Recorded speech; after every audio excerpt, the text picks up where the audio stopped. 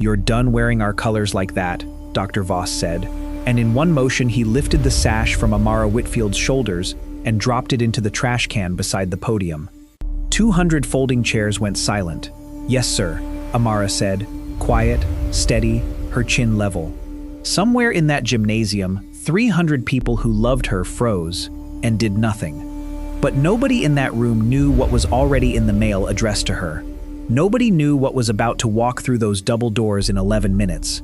And nobody, least of all Dr. Voss, knew who had sent it. If you were her, would you have stayed calm, or would you have said something? Let's go back to the beginning, 6 hours earlier, before anyone knew her name would matter. Amara Whitfield woke at 5 that morning in a kitchen that smelled like coffee and starch. Her grandmother, Odessa, had pressed her gown the night before, hanging it on the pantry door like a flag.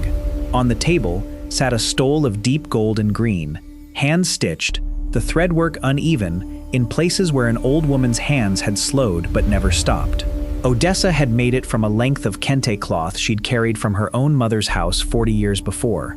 "You wear this," Odessa said, "and you stand up straight, because every woman who came before you is standing up with you." Amara had graduated first in a class of 312.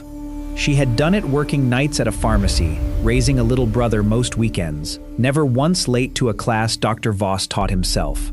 Voss ran Jefferson High like a courtroom, where he was judge, jury, and dress code.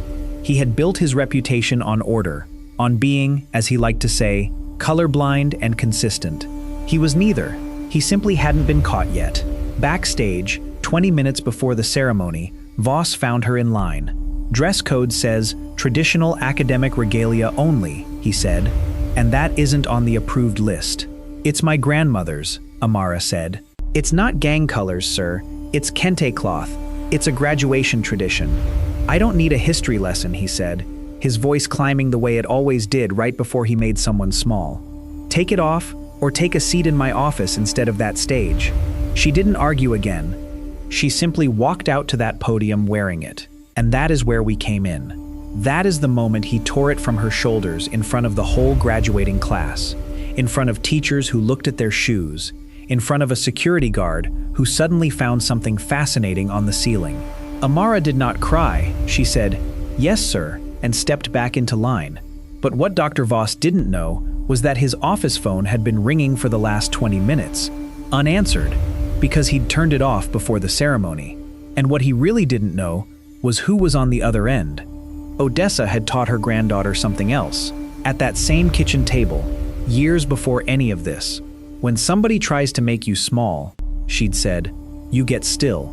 Stillness is not surrender. Stillness is what dignity looks like when it refuses to perform for cruelty." Odessa had died the winter before, but she'd left one more thing behind. A letter Amara had written for a scholarship application 8 months earlier, describing exactly what it meant to walk across a stage in her grandmother's handiwork. She'd sent it, along with 3 sentences about a principal who'd once told her the stole sent the wrong message, never dreaming he would prove her right on the very day it mattered most. 90 seconds after Voss dropped that sash in the trash, the gymnasium doors opened, and 4 members of the Ardmore Legacy Scholars Committee walked in, the group behind the very letter Amara had written, holding a check for $40,000 and a stole exactly like the one now sitting crumpled among candy wrappers. The committee chair, a woman named Regina Sowell, walked straight past Dr. Voss to the microphone. "We read an essay 8 months ago about a young woman who refuses to shrink herself," she said. "We came today to award her our full scholarship, in person, in front of everyone who watched her earn it." Then she looked at the principal. "We also received, an hour ago, 3 other letters from teachers at this school, describing exactly what you just did to her." Dr. Voss went white. His mouth opened. Nothing came out. 300 people who had watched him humiliate a 17-year-old girl now watched him find, for the first time in his career, that he had no order left to give.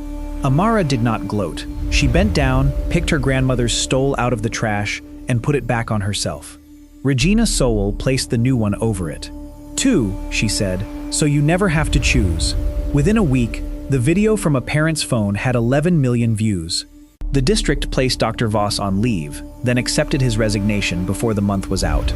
3 families filed formal complaints documenting a pattern stretching back years.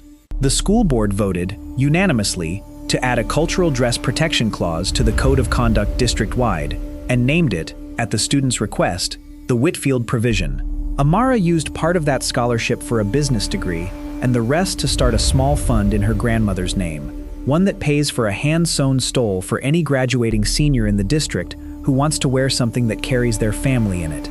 4 years later, at that same school, a freshman wearing her grandmother's fun-sewn stole watched a new principal read the Whitfield Provision aloud before every ceremony began.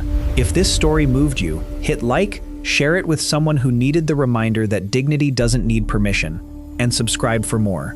Then tell us in the comments, have you ever watched someone stay calm in a moment that would have broken you? Here's what really gets me about this one. It's not the cruelty, it's how ordinary it looked right up until the moment truth walked through the door. So tell me honestly, is there a moment in your own life you stayed quiet when you should have spoken, or spoke when everyone expected your silence? I'd like to hear it.